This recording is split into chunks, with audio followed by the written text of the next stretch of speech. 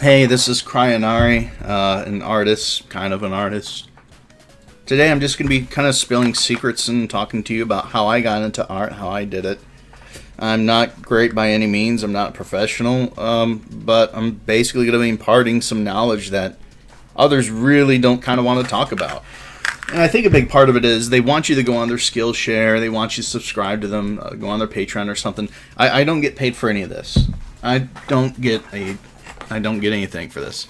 So I really don't have any hesitations kind of telling you how I do everything. And that's really what we're going to be going on about. First things first, your basic equipment. This is what I recommend if you're starting out, want to start out as a digital artist. This is what I use. First thing is I have an iPad Pro. I got the latest one. If you have another tablet you prefer with a stylus, go for it. And nothing stops you as long as you can get Procreate on it. That's really the best program. It's like $10 on the App Store. If you have an iPad Pro, get Procreate on it. It's going to be great. We're going to be talking about it. When you go and you get your iPad Pro, if you choose to go that route, make sure you're getting the Pencil too. Don't be a moron like I was and get the regular iPad's Pencil, because it's not going to work right. It's not going to work. You're going to have to go refund it and get the other one. So Pencil 2, it's a pretty decent pen. It's not as good as like a Wacom art pen, but we're not talking about using Wacom here. So iPad, iPad Pro, Pencil 2, Procreate, and now we're going to get into it. So you got your iPad Pro, got your Pencil 2, you got Procreate, it's on your iPad, you're ready to go, open it up. First thing you do, you see our little plus sign upper right hand corner, you're going to hit that plus sign. And what you're going to do, you're going to make a new canvas. There should be a little button on the upper right hand side, a little plus sign on it. Go ahead and press it. It's going to take you to a new window if you're using the most up-to-date version of it. And I'm just going to give you what I do off the bat.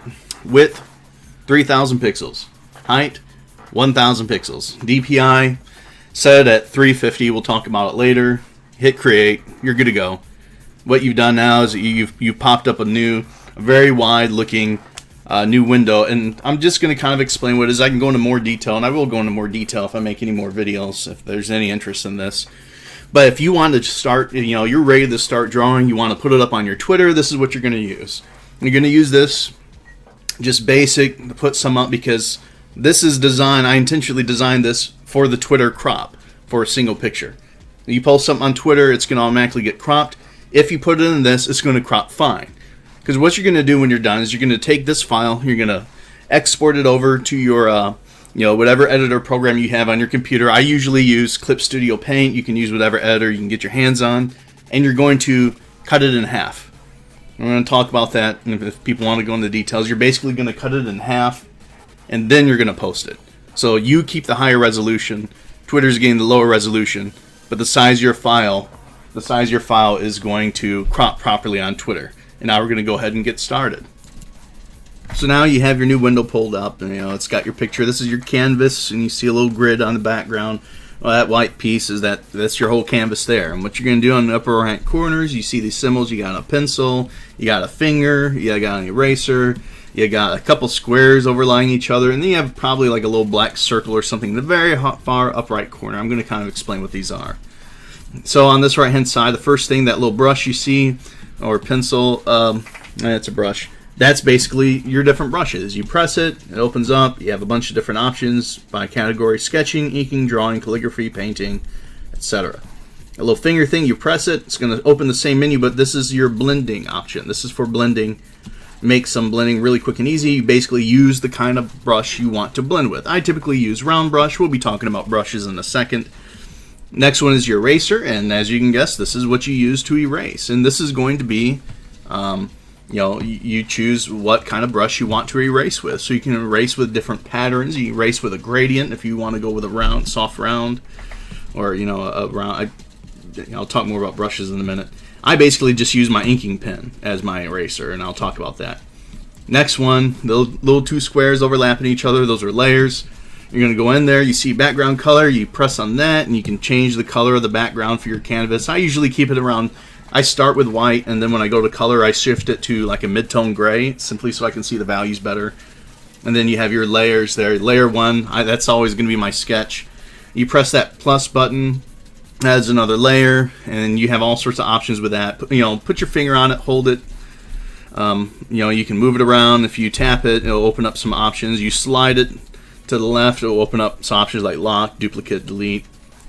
And then finally in the upper right hand corner, that little black circle or whatever color it is for you in default, that's your color palette. And you can open it up and you see these other options. You see a color wheel, you see your history there. You can shift from a color wheel to a more classical view. You can shift to harmony, that's a more modern option, and it harmonizes. You see something like complementary on the left, you press that, it gives you other options. That's just something to play with for coloring. You hit the value tab, and there you can be very specific with the values. And then palettes, that's going to be all your color palettes, or color swatches as some call them. And now we're going to get into the art. So for the sketch, I usually sketch with like a light blue. You can go into your color wheel, switch it over to a light blue now if you want to do that. Anything that you're comfortable sketching with, it doesn't matter, whatever you like to sketch with. Just remember that whatever color you make it, I'm going to be talking to you about doing the line art in pure black, and that can always, this is one of those things that can always be changed if you want to change that. I usually keep it around light blue, so go ahead and do that. Then you're gonna, after you got your color, you hit that little brush icon and you choose your brush. And now we're going to go ahead and talk about that. So one of the most basic questions, what brushes do you use? And for some reason, some artists get real uppity over people asking them this questions. And usually because they found a really unique brush, or they sell their own brushes, so they don't want to give you an answer. Some people have their own reasons for not telling you the brush you use. I'm going to tell you the brush I use. So I'm on Sketch. I'm going to hit that little brush icon. And you see that little category on the left. You have sketching, inking, drawing. I'm going to go ahead and hit sketching. And then you're going to see these options pop up, and I've kind of rearranged mine so you have to look through your list. Some options will change on the right hand side of this little window. You have technical pencil, HB pencil, and whatnot. I use two for sketching. I use the Narinder pencil. I don't know if I'm pronouncing that correctly. Really don't care. Or I use the Procreate pencil, and lately I've just been using the Procreate pencil. The Narinder pencil, the nice thing about it, you press it, you start sketching. On the left hand side you have those little bars. The top bar is the size of the pencil, the bottom bar is the opacity of it. Top bar, the nice thing with a Narinder pencil is you can make it a pretty thick pencil and still keep that textured look. So if you want that, I typically use the Procreate pencil because my sketches can be very messy. You can't make it as large, but I think it's quite comfortable, and it's a more recent addition to Procreate that they added. So I'm going to take that. I'm going to go ahead and start sketching out my drawing. If you have the iPad Pro and you have your Pencil 2, you're on Procreate. Nice little feature. You can double tap near the end of your Pencil 2, and it'll switch over to your erase. You can customize these options. I'm not going to get into it, but nice thing is you can go over to your eraser. For my eraser, I typically just go with an inking brush, and we'll talk about that. So you laid out your sketch, you're ready to put some line art in it. Kind of, if you're following this, we're going to go over to that little layers option in the upper right hand corner of the screen, the little two squares that are overlapping each other. You're going to hit plus. You're going to add another layer. And this is going to be your line art layer. So we made a line art layer, and one thing I like to do is I like to lower the opacity of my sketch layer when I do this. So you have up there your layers, and you have your new layer ready. Go ahead and click on your sketch layer, and you see that little N? That little N that stands for normal. We'll talk about blendings later, and if anyone cares. Hit N, and you're going to see opacity at the top, and then a list of different layer types. We're just worried about the opacity at this point. So take that opacity. You'll see a little, you can scroll it left and right. Get it to where you are comfortable with it, with putting inks over it. There's no specific percentage of opacity that I use. It really depends on how much detail I'm trying to bring to the foreground with my inks. So you kind of put it in half. I keep it on the lower end, just so it's just kind of there in the background. After you've done that, we're going to go into line art. So go ahead and hit your new layer that you made for line art. And first thing I'd say is go ahead and switch your color. We're going to be going with a pure black for this illustration. So hit that little circle the upper right hand side. I use classic mode for my colors a lot. You take it, just pick it all the way down to the right, most as you can. That's going to be our pure black that we're going to use for this example.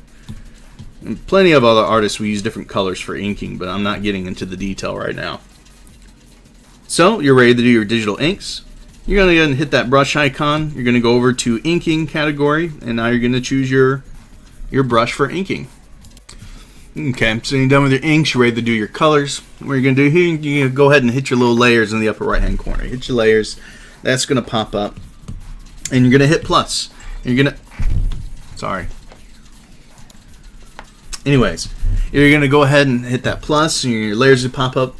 You're going to get your new layer, and what you're going to do, you can put your finger on it, your bare finger, and you're gonna slide it up underneath your ink layer, but above your sketch. Now your sketch at this point, if you're done inking, just go ahead and see that little check box on the right for your sketch layer. Go ahead and press it, and it'll turn it off. Sketch disappears. Now you just got your inks, and you've added a blank layer underneath your inks simply for the coloring. Now, what you should do when you ink is you ideally should be connecting all your lines. Why? Because it's going to make drawing in colors so much easier. Always collect your lines. You can have open shapes, but just keep in mind you're not going to be able to drop colors as easily. So there's a couple methods to coloring. We're going to make sure we still selected our color label. We're going to go back to our canvas, and we're going to find a color we want to fill in our drawing with. Whatever you draw on it, it doesn't matter. Just find a color you like. Use the wheel or use the classic mode, whatever you want. Go ahead and you can use your brush to do color. Now what I do for this typically, I'll do two things. I usually will color drop in and then come back and nab the details, or I'll just make the pen really big, the same inking pen I have, and then I'll just start going in and start coloring it. It takes some time. You'll want to move around the canvas, zoom in, zoom out. That's more technical details than I want to get into about using Procreate, the art of drawing. I mean, that kind of stuff. If anyone's interested, let me know. I'll talk more about it. But you're going to color in your drawing with that. Then when I do, after I finish coloring, I go into my shading. I want to do shading. At least I'll do one level of shading for the most part. I don't just keep all the colors flat. And then sometimes I'll add highlights if I feel like it. We're just going to do shading right now. So basic, how you do your shading, or how I do my shading. We put our colors in. We're going to go back into our layer selection. And we're going to select our color layer, and then right above it we're going to hit plus, and then we're going to press that new layer that showed up in blue. We're going to press it, and you're going to see little options on the left hand side. Hit clipping mask. Clipping mask means that anything you put on that layer won't let me think about how I want to phrase this. Your clipping mask basically says, hey, everything I put on this layer is referencing the layer underneath it, so anything I draw will only draw over what's underneath this layer, what it's clipped to. Like putting a little I can't think of a good analogy for it. Basically, you'll see what I mean. So go ahead and do that. Come back to your canvas, and now you go ahead and get a different color. I usually, if I'm making a darker color of something, I go to the basic color section. I go down and to the right to find a new color, so it's a little darker, a little more saturated. Now I take that hue. You see that little first line underneath it? That's your hue. You go ahead and, if you're in the classic selection, you can go ahead and move that hue in a direction just to make it more dynamic, whatever you want it to look more like. And you go back to your layer, and you start putting in your shading. I do a lot of cell shading. I'm still using the same inking pen to do all this. I typically do cell shading. You can do all sorts of blending stuff. You can play with the blending from here. Very nice and easy if you want to do that. That's how I do it. I don't typically do paint release stuff. If you've seen any of my paint release stuff, it sucks. It's bad, And not that my cell shading is phenomenal, because it certainly ain't. But it's whatever. So you're done with your shading. You may want to do a highlights. You're going to kind of do the same thing. You're going to kind of want to do the same thing. You're going to make another layer. You're going to clip it, but you're going to want to put the highlights above the shades. And then you're going to clip the new layer. So it's all clipping down into that one color layer. And now once you kind of have this basic in mind, you can kind of see how you can make several layers for different colors. Like if you want to have certain, your colors divided, your base color divided in different layers, it makes it easier to use. Now some people, when they start out, they make like 10 million layers. I'm not doing that. I'm not telling you to do that. I'm just kind of putting it all on one layer just for example. And once you've done that, you can go ahead and get your color for your highlight and start putting in highlights. And I just ink it in with the same pen if I'm doing cell shading. And when you go to your color selection, what you're going to do, kind of you went down and to the right for a darker color. We're going to go further up and to the left for a lighter color. And we're going to take that hue slider. We're going to push the hue slider back. We're going to start from the base, and then the hue is going to work its way back. Kind of we went for a certain hue for a more saturated look. We're going for another hue for a brighter look. All right, so this is just really basic stuff to get you started. If you're ready to draw today, I mean, I can go into technical details and stuff, but this is just like the bare bones basic, just getting you started. So we're done. You see in the upper left-hand corner, you have a whole bunch of different icons we haven't talked about. You have a gallery, you have a wrench, you have a magic wand, you have a selection tool, that little S is selection, and then you have the cursor, that's your transform tool. We're going to hit gallery. We're not worried about the other details now. We can talk about later if someone wants more. We're going to hit gallery. We're going to go back to the gallery. It zooms us out, looks really nice, right? So we're ready to export it.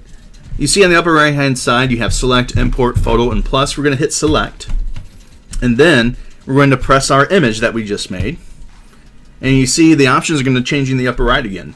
Now we're going to press share. We're going to press share. We hit share, and it gives us an image format to share it as. You have Procreate, which is if you want to create just another Procreate file, maybe to email.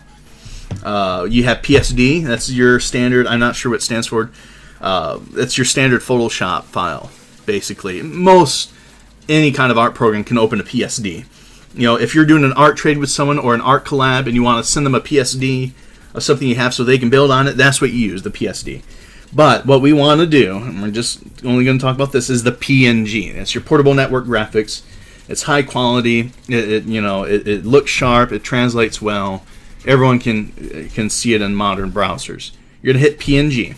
It's going to do a real quick exporting, and then you're going to be ready. You have your phone contacts will probably be there.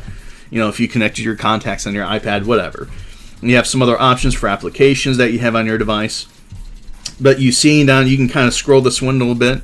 You should see Save Image. That's the most basic thing. That puts it right over in your photo library. And you can get it from there and do whatever you want afterwards. Go ahead and hit Save Image. And it's going to say Export Successful. And now we're done with Procreate because we want to go into sharing mode, right? So you can go ahead, get out of your Procreate program. And you're going to go over into your photos. And we're going to open that up. Now, why did I have you bring it over in Photos? Because Photos is a good basic, if you want to save your art on your own library, make your own albums for it, that's cool. It has some very basic editing stuff. You don't really need to use it. You can bypass this. If you just want to share it straight from your Procreate app over in the Twitter, you can do that. But I always pass in the Photos because I want to take another look at it. I like to save my art, and you can do a little bit of editing here. So go into your Photos, find your recent photo. You just say, there's your finished art piece, right? You have your editing features. And you see on the upper right hand side, you have a little share button there. You have a heart, I guess, if you want to give yourself a like. You have a trash can, which is where 90% of my art goes, and you have the edit button. You're going to hit edit, and you're going to have some basic editing options here. I'm not going to go into details, but you see on the right that little magic wand that says auto. If you want to adjust colors automatically, you can do that. You can scroll up and down on the side. It'll give you some different options. You have your exposure, brilliance. If you just press these different buttons, it'll give you these options to change contrast and whatnot. Some kind of cool things, some different things you can play with on here. I've used it just a couple times with some artwork to kind of make it more vibrant. If I didn't feel my regular color selection got the best across, I'd do that, hit more vibrant. On the left, you have other options. You can go straight into adding different. If you press that little, it shows like 3 overlapping colors on the left hand side, that changes the categories on the right. You have original, vivid, warm, dramatic, and basically you can make it black and white if you want. That's something to play with. And then if you hit underneath it, you have your crop tool. If you feel that the subject matter of your stuff is not properly framed in the picture, you can crop it right from here. You can change it, move it around, crop it a bit. You can change if you want to do some weird wonky stuff with it, like make it larger or something, or make one side have more of a 3D-ish effect. You can kind of do that. When you realize this is all pointless, you can either hit done on the upper right hand side or just give up and hit cancel and discard changes. It'll take you back to normal. Now when you're ready to share it, you go ahead and hit that little share button in the upper right. And what I typically do is I email it to myself. I'm sure there's a more efficient way to do this. I'm sure there's apps that allow me to reduce the size on the computer, but I'm like 90% lazy, so I'm not going to go research it. But you're more than welcome to, because I'm sure you can actually reduce the size right on your iPad. I just haven't bothered looking at it. I email it to myself. The benefit of that is it also allows me to save it on my computer, which is pretty cool. So I hit email, I send it to my email account, and then I go to my desktop, and I'm going to open up an editor on my desktop that allows me to shrink down the image by percentage. And you can use a basic photo editor for it. You know, I think even Windows has a basic editor built into it that lets you do it. You can shrink it down by percentage, and you're going to cut it in 50%. I typically use Clip Studio Paint Pro because I used to do my digital art there on the tablet on on my desktop. But it's still great if I want to do any last minute touch-ups that I see.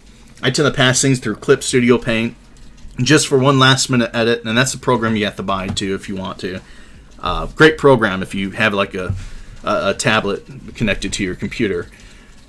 And I'll basically cut it in half, and then you're done. And you just save it. I save the reduced image separately. It takes up a lot of space, you'll realize with art. Your big images will take up a good chunk of space. You reduce it, you cut it in half, it's less. But, I tend to keep the original, so it still takes up space, And then you go on Twitter and you post the reduced image. And that's about it. And you post something funny like, hey, my first... cute girl picture. I'm a cute girl artist now, or whatever, or some nonsense. It doesn't matter. It really doesn't matter. And then go ahead and share it, and you're done. And that's about it. And that's about the end of all I have to really say about it. I mean, I'm sorry if I sound very unenthusiastic, but I've kind of gotten to the point where I don't care. I kind of feel like I've just been wasting a lot of my time. But if I can do anything, I can at least give back to the community and kind of help some new artists starting out. Because this is the kind of stuff that I wish I was told when I started out, but I kept running into barrier after barrier. I kept running into constantly hitting someone's, art account paywall where they're like, well, if you want to know how to actually get started, follow my Patreon, subscribe to my Patreon, get access to all this stuff, or go to my Skillshare site and I'll actually talk about it. So most well-known artists will paywall their stuff, and it makes sense. They want people to do it; they should be able to paywall it. That's fine. But I had to really keep working at this stuff in order to just get started. And things like, what resolution to work at, what brush do I use, what program do I get, and there's just so much data out there that it's like screaming into a void when you're speaking, and trying to search through, a freaking pile of useless data when you're searching. So I'm kind of hoping to kind of consolidate this stuff here. Sorry, this isn't well edited. The audio is just literally me sitting in my chair, not wanting to do anything today, but I'll probably edit that last part out.